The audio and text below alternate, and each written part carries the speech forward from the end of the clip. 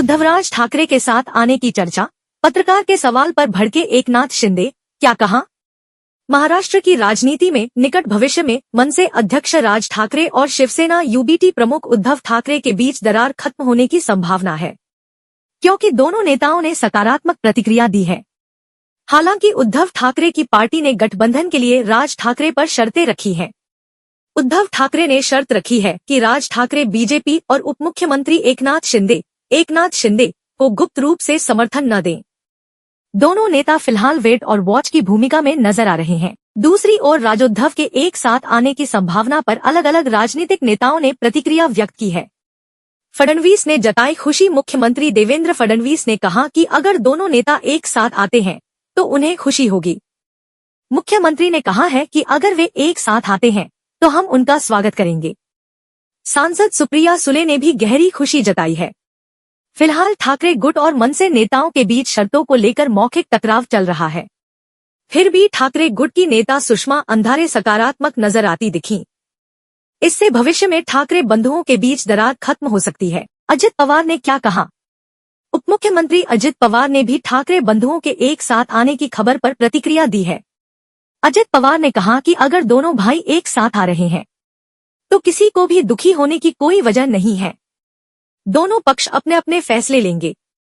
किसी तीसरे पक्ष की प्रतिक्रिया की कोई जरूरत नहीं है। उन्हें जो सही लगे वह फैसला लेना चाहिए। एकनाथ शिंदे भड़के। वहीं जब नौ मराठी के पत्रकार ने महाराष्ट्र के दूसरे उप मुख्यमंत्री एकनाथ शिंदे से राज ठाकरे और उद्धव ठाकरे के एक साथ आने को लेकर सवाल पूछा तो एकनाथ शिंदे काफी नाराज हो गए। अरे चलो यार, क्या बात कर रहे हो? एकनाथ शिंदे ने इस तरह अपना गुस्सा जाहिर किया। एकनाथ शिंदे की प्रतिक्रिया का वीडियो सोशल मीडिया पर वायरल हो रहा है। राजोद्धव में गठबंधन की चर्चा कैसे? दरअसल राज ठाकरे ने फिल्म निर्माता महेश मांजरेकर को दिए इंटरव्यू में कहा कि उन्हें अविभाजित शिवसेना में उद्धव के साथ काम करने में कोई समस्या नहीं थी। इस बयान के बाद सुलह की अटकलें शुरू हुईं। राज ठाकरे ने कहा कि सवाल यह है कि क्या उद्धव उनके साथ काम करना चाहते हैं। उद्धव ठाकरे और राज ठाकरे के बीच संभावित सुलह की अटकलों को हवा देते उनके बयानों से संकेत मिलता है कि वे मामूली मुद्दों को नजरअंदाज कर सकते हैं और लगभग 2 दशक के कटु मतभेद के बाद हाथ मिला सकते हैं। उद्धव ने क्या कहा?